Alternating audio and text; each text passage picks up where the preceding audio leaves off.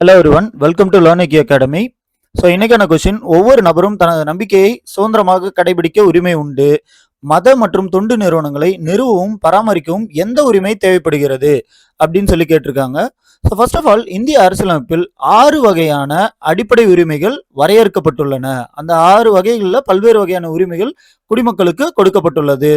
So அதில் first one பார்த்தீங்க அப்படின்னா, ரைட் டு ஈக்வாலிட்டி. ஆர்டிக்கல் 14 முதல் 18 வரையிலான சரத்துக்கள் சமத்துவ உரிமைகளை பற்றியும், சுதந்திர உரிமை அப்படின்னு பார்க்கும் பொழுது ஆர்டிக்கல் 19 முதல் 22 வரையில் உள்ள ஆர்டிகல்ஸ் சுதந்திர உரிமைகளையும், கலாச்சார மற்றும் கல்வி உரிமைகள் அப்படின்னு பார்க்கும் பொழுது ஆர்டிக்கல் 29 அண்டு 30யும்.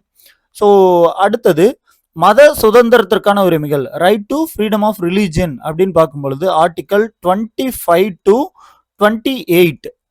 இந்தந்த சரத்துக்கள் என்ன பண்ணுது அப்படின்னா இந்த உரிமைகளை மக்களுக்கு வழங்குகிறது. அப்படி பார்க்கும் பொழுது மத மற்றும் தொண்டு நிறுவனங்கள் தொடர்பான உரிமைகளை வழங்கக்கூடிய உரிமை right to freedom of religion. அப்போ இதுதான் சரியான விடை. நன்றி. இந்த வீடியோ உங்களுக்கு பிடிச்சிருந்தனா லைக் பண்ணிக்கோங்க, உங்க ஃப்ரெண்ட்ஸுக்கு ஷேர் பண்ணுங்க, அப்படியே அந்த சேனலுக்கு சப்ஸ்கிரைப் பண்ணிக்கோங்க. நன்றி.